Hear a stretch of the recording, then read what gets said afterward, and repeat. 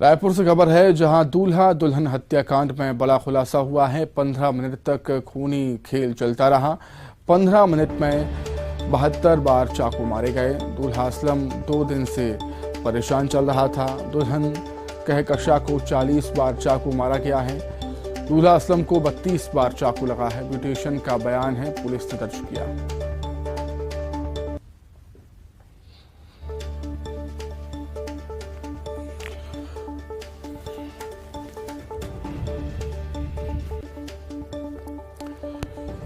तो दूल्हा दुल्हन के केस, हत्याकांड के केस में बड़ा खुलासा हुआ है। 15 मिनट तक खूनी खेल चलता रहा। 15 मिनट में 72 बार चाकू से वार हुए हैं एक दूसरे पर। ब्यूटिशियन का बयान दर्ज हुआ है। दूल्हा असलम को 32 बार चाकू लगा है। वहीं दुल्हन की बात करें तो दुल्हन कहकशा को 40 बार चाकू मारा गया।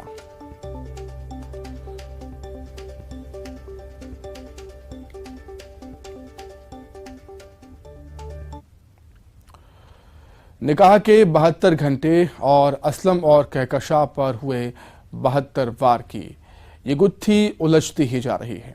इसी बीच एक सीसीटीवी फुटेज भी मिला रिसेप्शन से एक दिन पहले का, जिसमें दूल्हा असलम बाहर जाते हुए दिखाई दिया। लोगों के मुताबिक असलम सुसाइड करने जा रहा था। आखिर सच क्या है, इस पहेली की पुलिस वाले पड़ताल कर रहे हैं।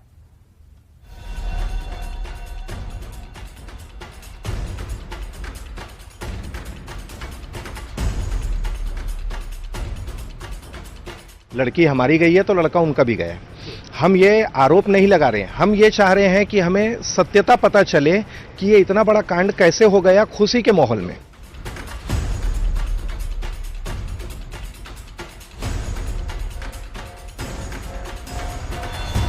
निकाह के 72 घंटे और 72 बार सिलसिलेवार तफ्तीश करते हैं। आखिर रायपुर के ब्रिजनगर में दूल्हा दुल्हन की लाश की मिस्ट्री क्या है?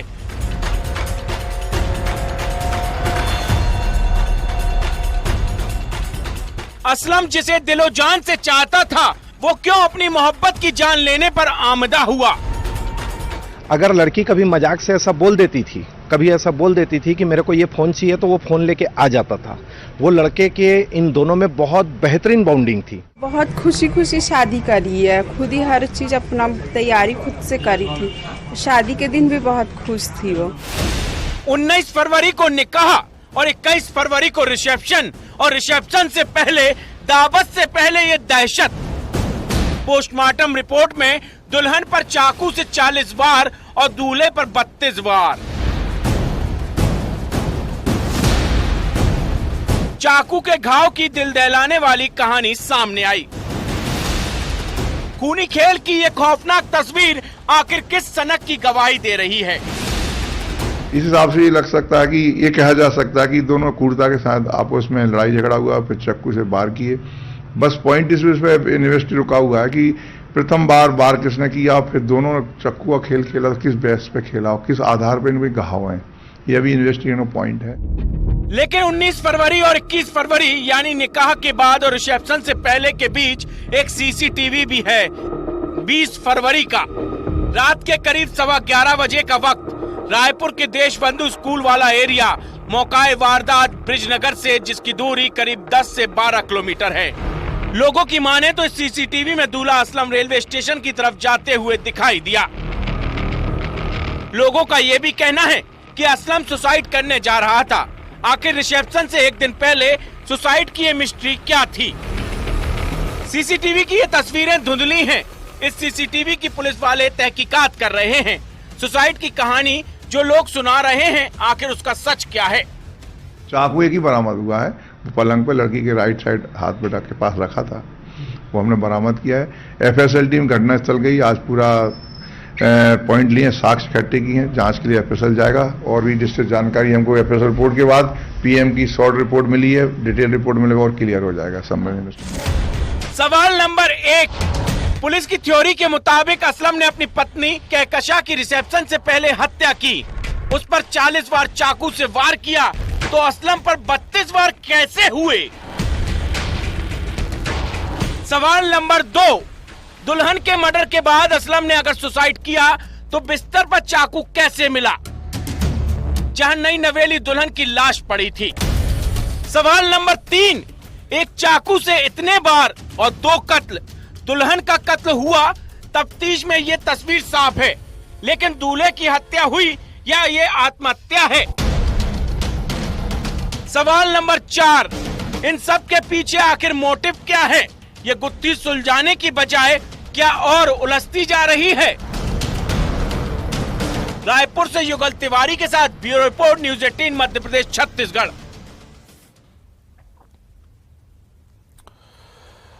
तो इस मसले पर पुलिस किस तरीके से जांच कर रही है और मसला उलझता ही जा रहा है, समझने के लिए सीधे रायपुर का रुख कर लेते हैं।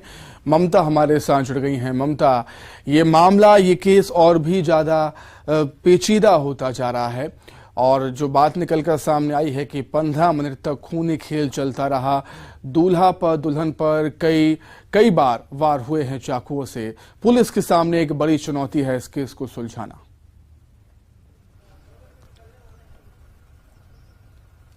देखिए, शुरुआती तौर पे जो देखा जा रहा है उससे तो साफ हो जा रहा है, क्योंकि कोई भी बहुत आसानी से इस बात को समझ जाएगा कि कोई व्यक्ति खुद के ऊपर 32 वार नहीं कर सकता है। एक वार करने के बाद उसकी कैपेसिटी खत्म हो जाती है। दूसरी बात यह है कि इतने सिस्टमेटिक तरीके से आप अपने ऊपर 32 वार करने के बाद में बिस्तर पे चाकू नहीं रख सकते हैं। तीसरी बात यह है कि 40 बार जो है वो दुल्हन पर वार हुआ है, यानी कि वो जो वार जिसने किया है कि 32 बार दूल्हे को गोदा, 40 बार जो है वो दुल्हन पे चाकू से गोदा गया। ये जो है कि वो गुस्सा और आक्रोश भी दिखाता है कि जिसने भी इस तरह से वार किया उसकी मानसिक जो स्थिति है वो किस तरह से रही होगी, क्योंकि 2-3 चाकू के वार के बाद तो वैसे भी जिस तरीके से जिस शरीर के जिस अंग में मतलब पेट में चाकू मारे गए वैसे ही ढेर हो जाएगा कोई व्यक्ति। चौथी बात यह है कि जब इस तरह से हुआ, 1-2 वार हुए, उसके बाद में जाहिर तौर पर चीख चिल्लाहट तो हुई होगी। कोई ऐसा घर तो नहीं था, रिसेप्शन का घर था, आसपास अमूमन मेहमान होते हैं। और जब ये बात बार बार कही जा रही है कि जो ब्यूटिशियन है वो दरवाजे के बाहर ही मौजूद थी, जब दरवाजे के बाहर ही मौजूद थी तो जाहिर तौर पर 32 वार करने में समय तो लगता ही है, ऐसा नहीं है, कम से कम ठीक ठाक समय जो है वो लगा होगा। इस दौरान ऐसा भी नहीं है कि घर के बाहर थे या किसी होटल में थे, बाहर के होटल में थे, वो घर के अंदर ही कमरा था। घर इतना बड़ा नहीं है, 2 ऊपर नीचे 2 कमरों का, जो अगर हम बात करें तो 2 फ्लोर का ही मकान है। तो अगर बुलाने भी अगर वो जाती हैं तो इतना समय नहीं लगेगा, क्योंकि आसपास सारे मेहमान मौजूद हैं, बाहर से खाना बनाने वाले मौजूद हैं, तमाम लोग मौजूद हैं। चूंकि रिसेप्शन का दिन था, काम करने वाले मौजूद होते हैं, लाइटिंग ये वो तमाम तरह की चीजें। तो इतना समय कैसे लगा? 1-2 बार के बाद में चीख चिल्लाहट आई तो जो दरवाजा अगर तोड़ना पड़ा तो दरवाजा तोड़ने में इतना कैसे समय लगा? पुलिस को इन्फॉर्मेशन करने की टाइमिंग क्या थी इस घटना के बाद में? ये तमाम पहलू, और ये तो क्लियर हो जाता है अगर शॉर्ट पीएम की रिपोर्ट देखिए तो ये बिल्कुल पॉसिबिलिटी नहीं है कि कोई व्यक्ति खुद को पहले तो 40 बार किसी पे वार करे, दूसरी बात अगर हम बात करें उसके बाद 32 बार खुद को वार करे, क्योंकि शरीर भी जो है वो आपका एक वार के बाद ही जिस तरह का वार है, और आप इस तरह से वार नहीं करेंगे, कभी जांग पे वार करेंगे और होशो हवास में अगर करेंगे, और कोई नशा भी अगर करता है तो नशे की हालत में भी इतने वार जो है वो पॉसिबल नहीं है।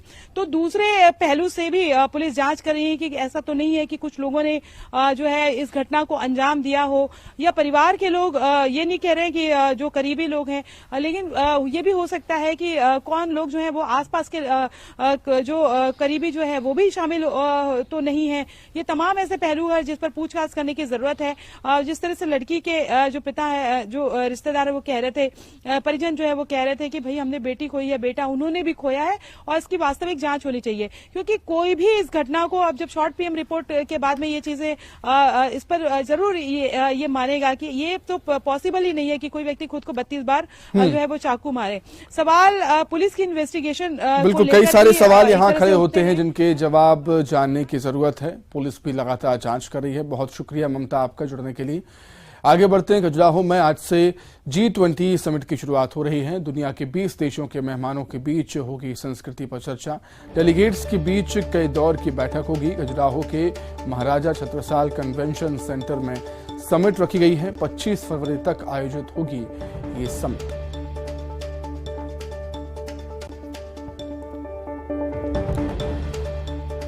तो खजुराहो में आज से G20 समिट की शुरुआत। दुनिया के 20 देशों के मेहमानों के बीच संस्कृति पर चर्चा होनी है। डेलीगेट्स के बीच कई दौर की बैठक होनी है। क्या कुछ तैयारियां हैं उसे जानने के लिए सीधे हम रुक करेंगे। संवाददाता नरेंद्र परमार हमारे साथ जुड़ गए हैं लाइव। नरेंद्र, एक बहुत बड़ा दिन मध्य प्रदेश के लिए, खजुराहो के लिए G20 समिट की शुरुआत होने जा रही है। क्या कुछ तैयारियां, क्या माहौल है वहां पर अभी?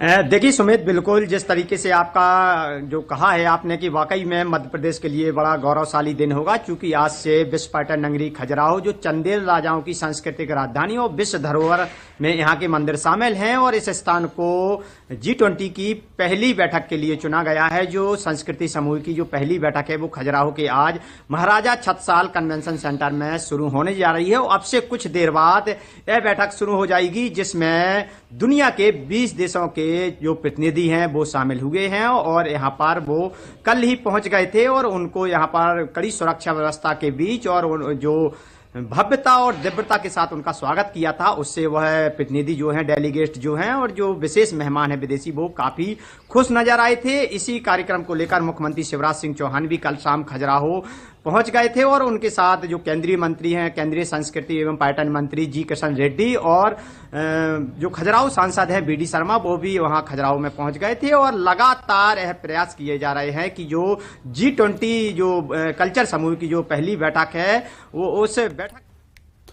बहुत शुक्रिया आपका नरेंद्र, जुड़ने के लिए, तमाम बातचीत के लिए। आगे बढ़ते हैं। MP सरकार ने नई आबकारी नीति जारी की है। बार में सस्ती विदेशी शराब और बियर नहीं मिलेगी। दुकानदारों का एकाधिकार समाप्त करने का फैसला है। हेरिटेज शराब की बिक्री चिन्हित दुकानों और बाहर से होगी। आबकारी शुल्क और निर्यात शुल्क से 7 साल की छूट रहेगी। शराब दुकान सुबह 9:30 से रात के 11:30 बजे तक खुलेगी। बार में शराब सुबह 10 बजे से रात के 11:30 बजे तक मिलेगी।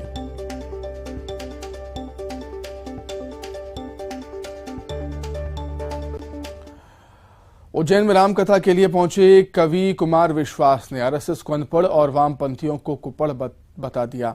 और खास बात ये रही कि कुमार विश्वास ने सूबे के मंत्री मोहन यादव, सांसद अनिल फिरोजिया और विधायक पारस जैन सहित कई नेताओं की मौजूदगी में बात कही। कुमार विश्वास के इस बयान से बीजेपी नाराज है, वहीं कांग्रेस को तंज कसने का मौका मिल गया।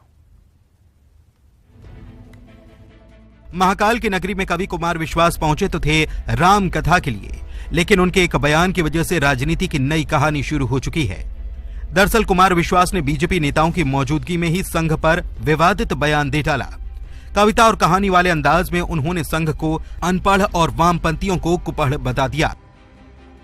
विश्वास ने कहा कि इस देश में 2 ही लोगों का झगड़ा चल रहा है, एक वामपंथी हैं, वो कुपढ़ हैं। उन्होंने पढ़ा सब है, लेकिन सब गलत पढ़ा है। और एक ये वाले हैं, इन्होंने पढ़ा ही नहीं है। पहले सुनिए क्या कुछ कहा कुमार विश्वास ने। संघ में काम करता है, राष्ट्रीय स्वयंसेवक संघ में। तो मुझसे बोला कि भैया बजट आ रहा है, कैसा आना चाहिए। मैंने कहा तुमने तो राम राज्य की सरकार बनाई है, तो राम राज्य का बजट आना चाहिए। तो बोला राम राज्य में कहां बजट होता था। तो मैंने कहा समस्या तुम्हारी यही है कि वामपंथी तो कुपढ़ है और तुम अनपढ़ हो। जाहिर है बीजेपी को कवि कुमार विश्वास का यह बयान पसंद नहीं आया। पार्टी के नेता आग बबूला हैं। सोशल मीडिया पर भी बीजेपी नेताओं का गुस्सा कुमार विश्वास के खिलाफ फूट रहा है। ये प्रमाण पत्र बांट रहे। अरे भाई, आपके प्रमाण पत्र की किसी की आवश्यकता नहीं है। आप अपना प्रमाण पत्र अपने पास रखो। आप उज्जैन में आए हैं, उज्जैन के हिसाब से मर्यादित आचरण करिए, मर्यादा में रामकथा करिए। रामकथा के लिए उज्जैन पहुंचे कुमार विश्वास को बीजेपी ये याद दिला रही है कि अयोध्या में राम मंदिर निर्माण में संघ की अहम भूमिका रही है। बीजेपी ने नसीहत दी है कि कला और साहित्य से जुड़े लोग सुर्खियों में आने की जद्दोजहद के बजाय तथ्यों पर ध्यान देकर बात करें तो बेहतर होगा।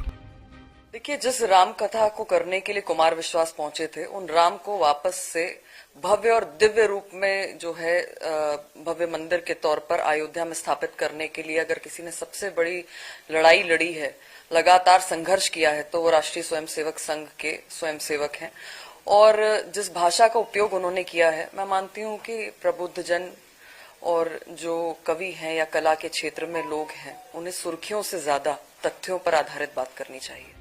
उधर बीजेपी और कवि कुमार विश्वास के इस विवाद में तंज कसने का मौका कांग्रेस को मिला। कांग्रेस का कहना है कि संघ की शिक्षा दीक्षा पर कई विद्वान सवाल उठाते रहे हैं और अब कुमार विश्वास ने भी सवाल उठाया है। संघ की शिक्षा दीक्षा पर समय समय पर कई विद्वान सवाल उठाते रहते हैं, तो कुमार विश्वास ने भी उठा दिए। संघ को इस बात की सफाई देना चाहिए कि उनको वो पढ़े लिखे हैं।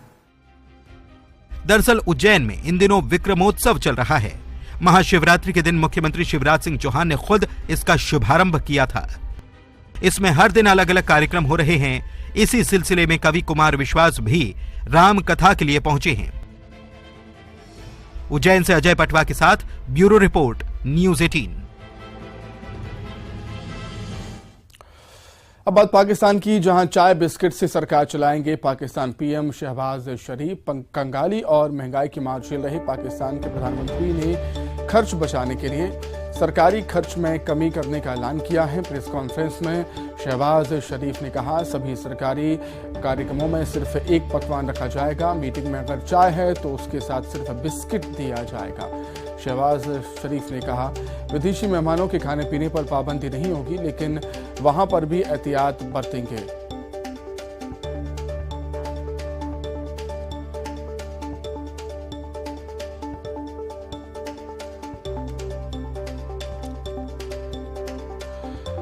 तो इसी खबर पर अधिक चर्चा करने के लिए हम बातचीत करेंगे। नेशनल एडिटर शैलेंद्र वांगू जी हमारे साथ जुड़ गए हैं। शैलेंद्र जी, निश्चित तौर पर आर्थिक तंगी से पाकिस्तान जूझ रहा है और अब ऐसे कदम पाकिस्तान को उठाने पड़ रहे हैं।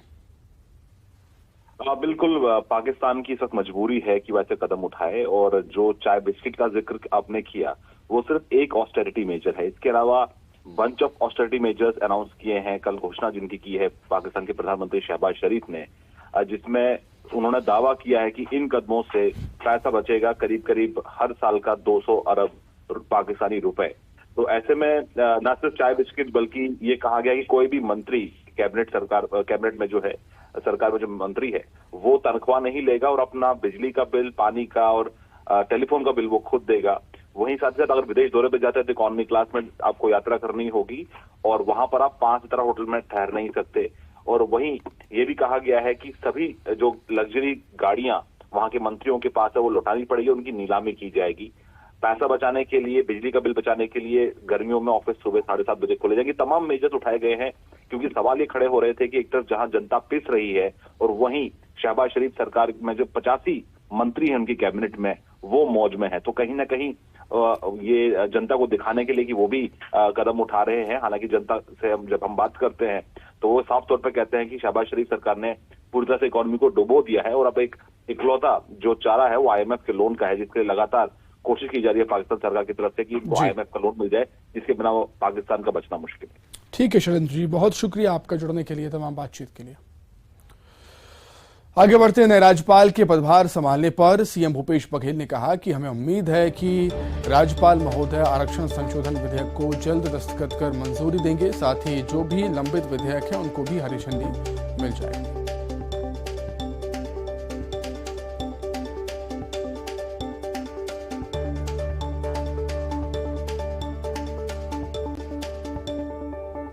'छत्तीसगढ़ के हित में फैसला लेंगे।